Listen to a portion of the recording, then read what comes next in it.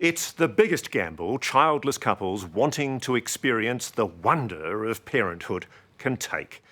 The decision to venture down the complicated and sometimes very confused path of commercial surrogacy. In Australia, it's illegal for someone to profit by carrying a baby for someone else. But it's been a different story in many, often poorer, overseas countries. The baby gammy scandal 2 years ago led to greater regulations, but it also led to greater risks being taken. David and Nicky Beard were so desperate to become dads, they went to Mexico to make their babies. You decide if they made the right choice. Buenos dias. In the markets of Villahermosa, southern Mexico, David and Nicky Beard proudly show off their new babies. Los tres bebés son de ustedes. Yeah, that's Kelly, Blake and Lachlan. When we found out it was triplets, as I said, over the moon. It's 3 times as much trouble. I don't mind. ¿More? Dos papás. Dos papás. Yeah. Okay. Despite being a same-sex couple with 3 surrogate kids in a conservative Catholic country, Girl, 2 boys. the Beards are swamped with good wishes for their tiny babies. It's amazing. Even in a month, they all already have their own little personalities. They're smiling at you, making eye contact. It's just, and every time they do that, you pick them up, they smile at you. It's like falling in love again. It's. Maybe surrounded by a million people, I still feel all alone. Just wanna go home. This should be the most joyous time of their lives. Oh, I got to go home. But in reality, it's the most stressful and frightening. The moral of the story is, do not come to Mexico to have a surrogate child. David and Nicky are from Auckland, but now they and their babies are trapped in Mexico, victims of a complicated and corrupt surrogate baby trade. They're unsure who to turn to for help and unable to understand how things have gone so horribly wrong. We had looked at New Zealand and even Australia to see if we could just get a surrogate mother that would help us. We searched for 4 years and we really searched hard. We did not want to come to Mexico. We did not want to go to any other third world country. We wanted to have top hospitals with women that were looked after and were not vulnerable or ill-educated. We wanted the best, and You couldn't do that. we couldn't do it. Oh, come here, loves. David and Nicky were like thousands of other childless couples from Australia and New Zealand who are just desperate to be parents. Overseas surrogacy is often their only option, but exploitation is rampant. Are you Are hungry? we happy now? Definitely naively, maybe foolishly, the Beards picked a surrogacy company that's now under investigation by Mexican police. So, why did you choose Surrogacy Cancun, Mexico? I had probably the best correspondence with them. Really quick responses, gave me all the information that I asked for. I know, aren't your brothers annoying? At first, the Beards liked what they were hearing from Surrogacy Cancun. They signed a contract. But now they say they weren't told the full story. There's a bitter reality behind the grinding poverty here in the poorer quarters of Mexico's cities and towns. Mexican law has always maintained the fiction that if a young woman agreed to have a rich foreigner's baby, she should only ever do it for altruistic reasons, out of the goodness of her heart. But the truth is, the vast majority of those poor young Mexican women only ever did it for the money. Were you worried about exploiting somebody?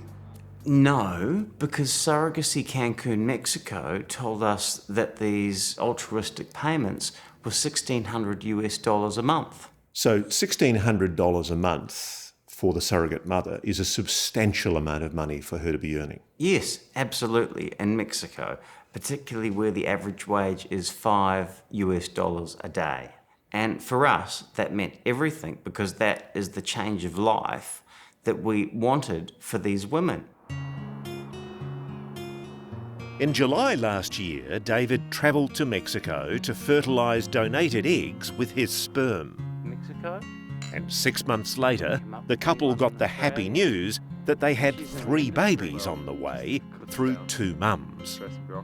Did you both want multiple kids? Yeah, that's why we chose 2 surrogate mothers. Yeah. The deal required that David and Nicky not contact the surrogate mums. All they were required to do was to pay them the agreed $1,600 US a month through the company Surrogacy Cancun. At first, both the pregnancies went well. But then David received a mysterious and troubling email.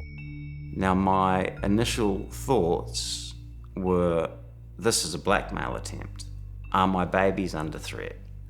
I sent an email in reply with 2 lines, who are you, what do you want? I then got a response saying that I'm a close friend to the surrogate. The surrogate is not getting the medical treatment that you are paying for, and the surrogate is not being paid. In fact, as we now know, things were dire for the surrogate mother, Alessandra, who was carrying 2 of the babies. She'd been bleeding for more than 2 weeks, but says she was denied medical attention. Did you call the doctor? I sent him a text message because he never answered the phone. He only replied to messages. Were you worried that you might die at one stage when you were bleeding? Yes, I was afraid something would happen to me because I have my own son and he depends on me. What can we do? We're on the other side of the world. And we find out that at one point, Ali was thought to be having an ectopic pregnancy and was going to require an abortion. Fearing for their unborn babies, David and Nicky flew to Mexico and rushed to their surrogate's rescue. Can I hold her hand? Yes. They got her the care she needed. She's our family now. But as Alessandra recovered, she told them that she and the other surrogate mother weren't receiving the $1,600 US a month they'd been promised. What did you discover they were really being paid? $800 US a month.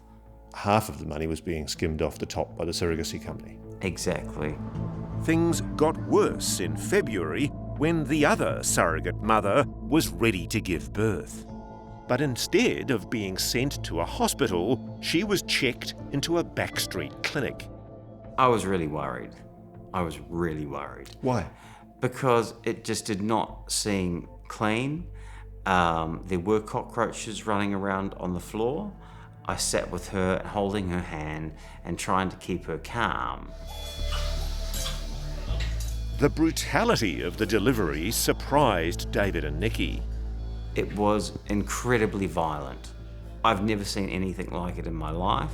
But it was nothing compared to the shock they felt when their first son, Lachlan, became terribly ill. Seeing him was amazing. Hearing him, his little cry,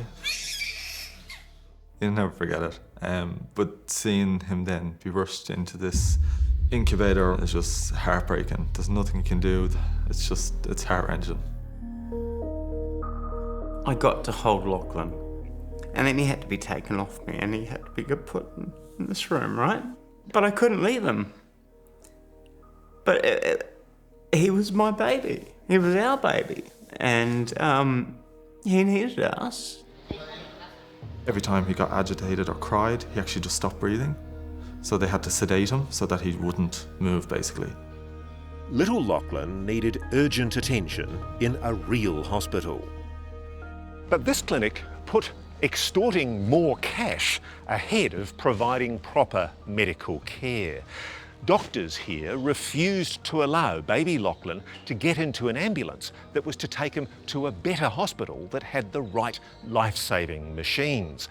Even though David and Nicky had paid their bill here in full and they've got the paperwork to prove it, the clinic demanded another $2,500 US. It was baby blackmail. The best decision we made was paying that ransom, getting him into that ambulance and getting him out of there. What did you think this whole process was going to cost you? I budgeted on 180,000 New Zealand dollars. What has it cost you so far? It has cost us close to 377,000 New Zealand dollars. 2 days after Lachlan's birth, surrogate mum Alessandra went into labour with the twins. By now, the Beards had demanded to take over all medical decisions. She's opened her eyes. Babies 2 and 3, Kelly and Blake, arrived safely at the same hospital where their brother Lachlan was recovering. Even though they were never supposed to meet, their shared traumatic experience has brought Alessandra and the new parents closer together. The tragedy is, Ali, that you are doing such a good thing for these foreign parents, but you are clearly being exploited. What are your feelings about that? I feel angry. You have given us the family we always wanted. You helped us make our dreams come true. It's the three of us. Thank you. How do you feel towards Nicky and David when you see them working as parents? Do you think they will be good parents? Yes, they are going to be great parents for the babies. Smile, though your heart is aching. No new parents should have to suffer the anguish that David and Nicky have endured. With medical problems solved, administrative hurdles appeared, and again, shoddy paperwork from the agency Surrogacy Cancun was responsible. Authorities now refused to issue birth certificates for the children. Well, things for David and Nicky have just gone from bad to worse. They're currently in this government building here trying to get passports for the babies to get them back to New Zealand. But the government here has just revealed it's launched a criminal investigation. They were victim of a fraud. The Kiwis were defrauded. Exactly. And Politician and corruption fighter Geraldo Tapia believes corrupt surrogacy in Mexico is out of control and that the industry should be shut down completely. The implications of what you're telling me, though, are very serious. It means that all around the world there may be parents who think they got children legally from Mexico. exactly, and they got it from pirates. They got it from sharks, from corrupt organizations, from organized crime. The most probable is that these lawyers in this company went through the corrupt judicial system of Mexico. They paid bribes. They pay bribes, yeah. They paid in order to have a legal document that they won't get in another way. We've gone through what no one should go through. I just want to get home and start living like a family.